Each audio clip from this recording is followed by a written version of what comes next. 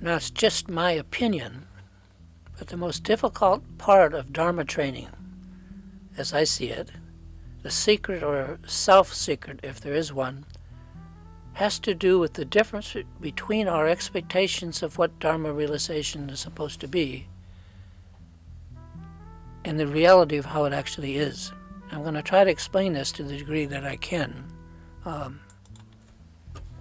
To me, this is a whole other kind of pointing out that has to first be understood and then experienced in the flesh. We first have to understand it conceptually, then experience it in the flesh personally, and ultimately, at least the Dharma texts tell us this, it has to be realized.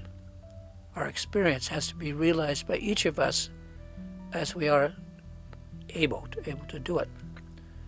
And as mentioned, in my opinion, it's very, very difficult to unite these two factors, our expectations of realization and the reality of realization, what it's actually like.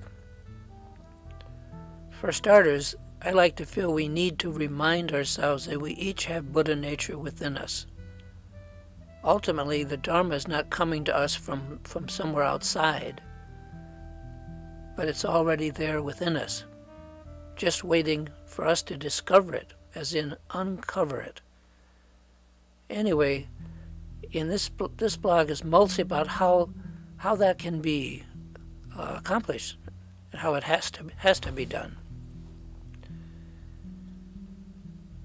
In my experience, the problem is centered around, as mentioned, our expectations and our confusing what is going on inside of us with what is coming into us from the outside.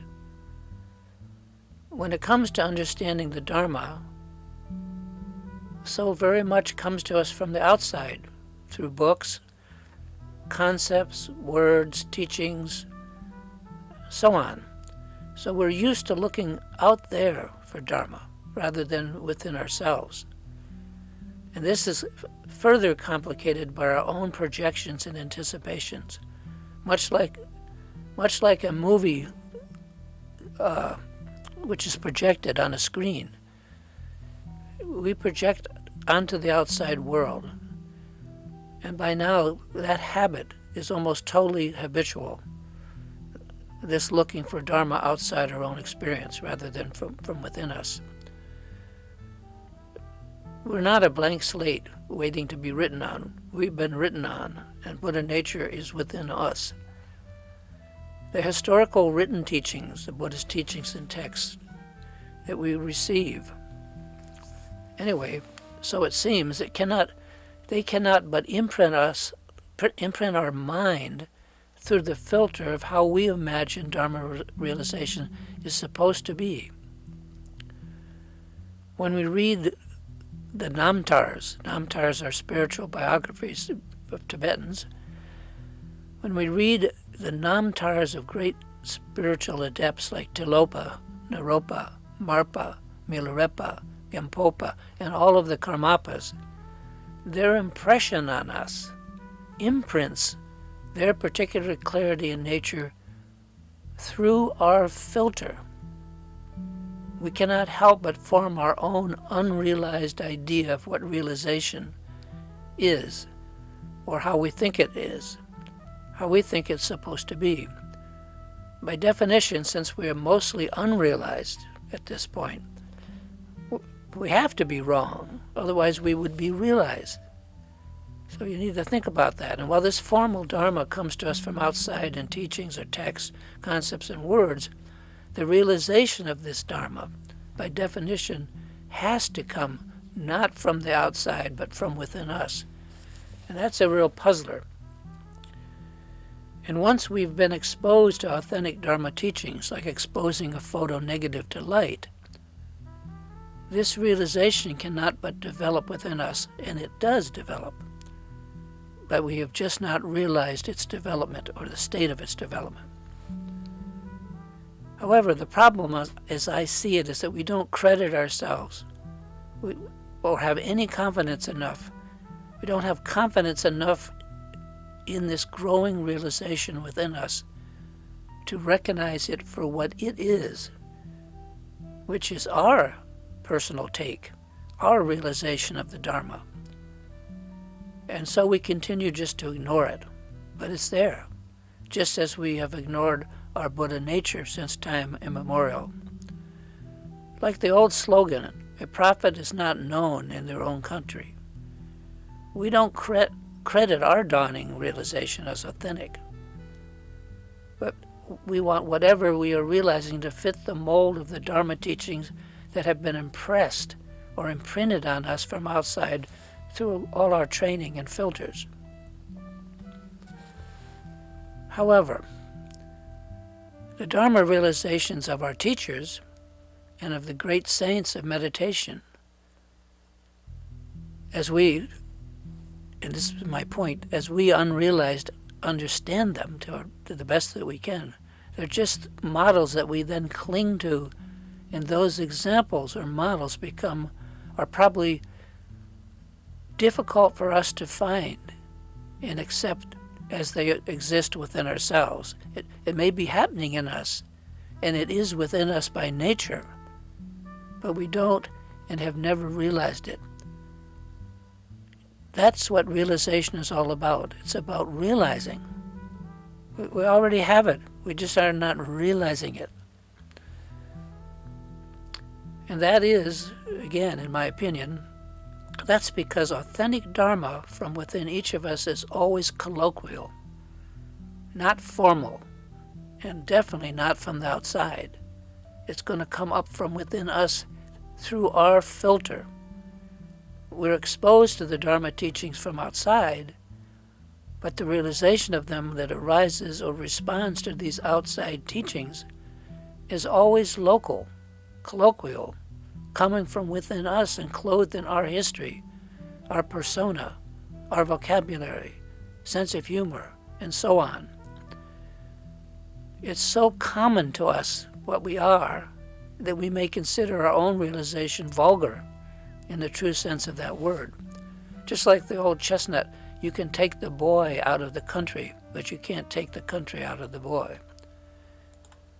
In a similar fashion, the Dharma realization itself for each of us is not ever going to come from outside of us.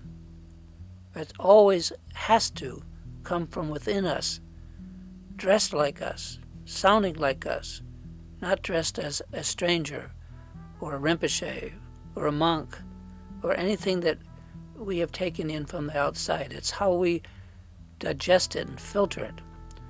The point is that we will realize only through our own history, through what we already know, through our history in person and not from those of others. If we don't like or know ourselves, then we're going to have a problem, because we've always been ourselves up till now and ongoing. Buddha nature in all, it can be and most often is so very difficult to see the Dharma awareness that is in or appearing within ourselves right now. At least I've had terrible difficulty doing that. We can see what we have been taught, the Dharma from outside, but for some reason that always seems better than what we are aware of within ourselves. And this is perhaps because the Dharma within us has always already been there, yet its value remains by us unrealized. Now, I'm wondering if with all these words you're understanding what I'm saying, my point here. Sometimes I think of it as like one of those figure ground paintings or illustrations where there is a picture embedded and hidden within another picture. The hidden picture has to be pointed out to us by someone who has already recognized it. And once that hidden image has been pointed out to us, we can then see it whenever we wish. Recognition, quote unquote, the realization as to the nature of the mind, at what it is like, this has to be pointed out to us by an authentic teacher, and then we, the student, have to realize and see it for ourselves. When we finally see it, we don't need to have it pointed out to us again. Realization as to the nature of the mind is a one-time event. Now, to me, the missing instruction in all this is that we can't realize it as the teachings and books describe it. But our teacher, our guru, our guide, our teacher has to help us see it as only we must, as only we can see it, not as the teacher may have themselves realized it. It's our own realization that has to be authentic, not just theirs. It's like the old image of the wise man pointing out the moon in the sky with their finger, and the students looking at the pointing finger and not the moon. The student has to see the moon for there to be realization. However, in my experience, there's been so little familiarity with our own obviousness, what's right in front of us, so little confidence in realization on our part of our actual situation we're in, that we fail to realize much of anything, even though it's ubiquitous. It's staring us in the face all along. It has always already been there. In other words, there's so little confidence on our part and such a backlog of habitual distraction that for perhaps, and this has maybe gone on for endless lifetimes, that we have little to no awareness of our situation or nature, much less awareness of the nature of the mind itself. And so, to my knowledge, even though the effects of exposure to the Dharma, through teachings and books and so forth, are in fact developing within us, we continue to invoke the phrase, quote, not invented here, quote, in the opposite meaning than is usually put. We don't identify the realization of our own experience. That is, we don't realize our dawning awareness is exactly what we read of in the Dharma teachings, only clothed in our particular language, in our own speak, so to speak, in our personal history. In reality, I've found that these two, my expectation and what is actually being realized by me, are so far apart that I cannot identify the two as the same one. Realization is always going to arise or appear from within our colloquial trappings, our country of origin, through our personal history, and not and never from outside of us. It's just impossible.